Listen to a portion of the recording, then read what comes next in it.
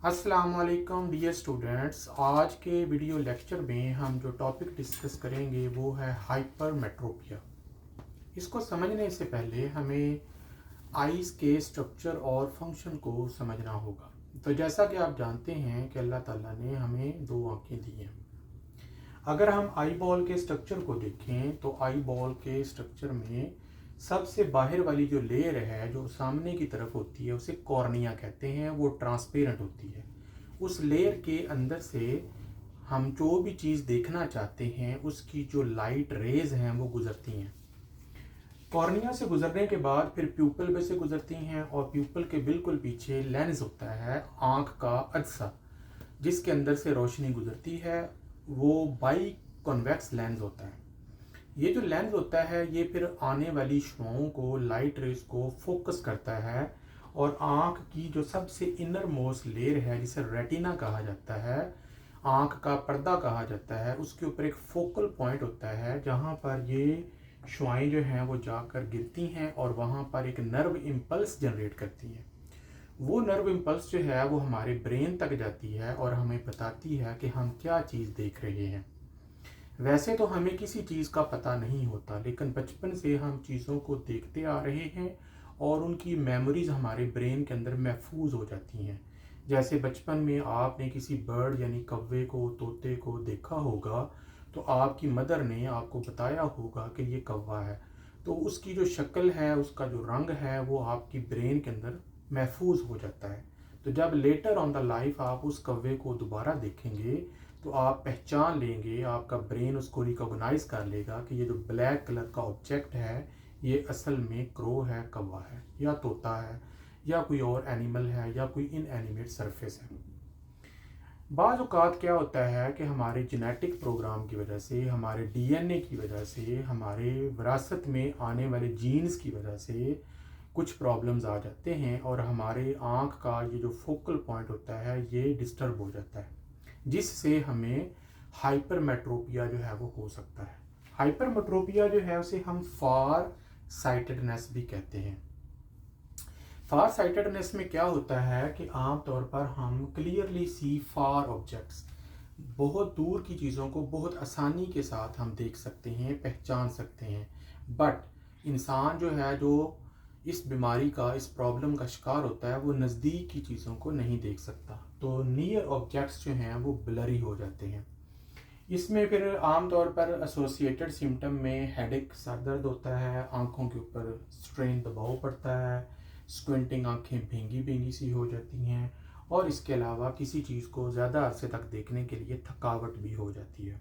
तो ये सिम्टम जो हैं ये बताती हैं कि एक इंसान जो है वो हाइपरमेट्रोपिया का शिकार हो रहा है। तो नज़र का मुआयना करवाएंगे, नज़र के मुआयने से पता चलेगा कि इस प्रॉब्लम में क्या हो रहा है, कितना जो नज़र है वो इफ़ेक्ट हो रही है। इसकी जो कॉजेज़ हैं, कॉजेज़ की बात करें तो उसमें आम तौर पर सबसे बड़ी काज इसकी विरासती है। माँ या बाप या दोनों की तरफ से या इवन दादा दादी या नाना नानी से भी ये जीन्स ट्रांसफ़र होकर आपकी बॉडी के अंदर आ सकते हैं और आपकी नज़र को मुतासर कर सकते हैं।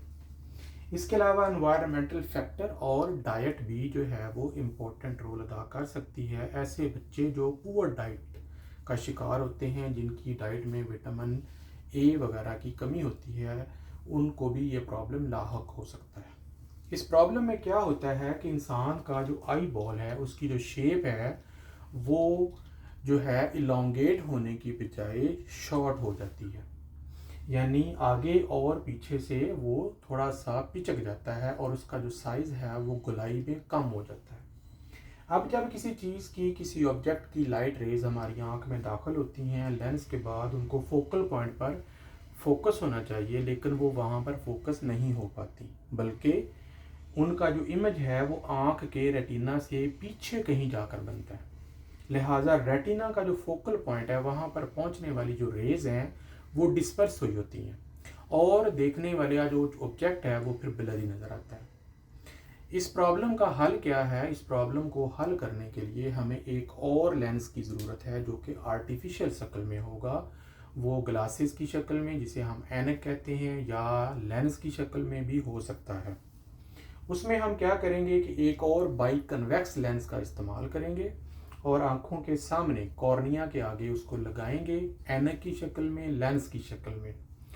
ये जो लेंस है ये हमारी आँख के अंदर मौजूद लेंस की मदद करेगा और दोनों मिलकर आँखों के अंदर दाखिल होने वाली शुआओं को फोकल पॉइंट जो कि रेटिना के ऊपर होता है वहाँ पर इमेज को बनाने में हेल्प करेगा, जिससे दूर की जो क्लियर की नज़दीक की चीज़ें हैं वो आसानी के साथ जो है वो नज़र आना शुरू हो जाएंगी और इस प्रॉब्लम को जो है वो सॉल्व कर लिया जाएगा। तो इस प्रॉब्लम का जो ट्रीटमेंट है, जैसा कि मैंने आपको बताया है कि पहले नंबर पर ग्लासेस हैं, जो कि आप डॉक्टर के पास जाते हैं, वो आपकी नज़र का मुआयना करेगा, उसके बाद उसका नंबर होगा जो भी वो एलोकेट करेगा, उसके बाद फिर आप ऑप्टिशियन के पास जाएंगे, वो फिर आपकी आँख के नंबर के मुताबिक आपके लेंस जो है वो आँख के आई ग्लासेस में फ्रेम के अंदर लगाकर आपको दे देगा, या आप दूसरे लेंस इस्तेमाल करना चाहते हैं वो भी यूज़ कर सकते हैं। इस प्रॉब्लम का कोई परमानेंट हल तो नहीं है, लेकिन एक और जदीद तरीका इलाज है जिसे लेजिक कहते हैं। लेजिक के ज़रिए कॉर्निया जो है उसको हटाकर लेज़र की मदद से आँख के पर्दे को, आँख के लेंस को एडजस्ट किया जाता है, जिसके बाद इस प्रॉब्लम को कुछ अर्सा के लिए ठीक कर दिया जाता है और बगैर लेंस या ऐनक लगाए हुए आप आसानी के साथ चीज़ों को देख सकते हैं। आज के लेक्चर के लिए इतना ही काफ़ी है। नेक्स्ट लेक्चर तक के लिए इजाज़त दें। अल्लाह हाफिज़।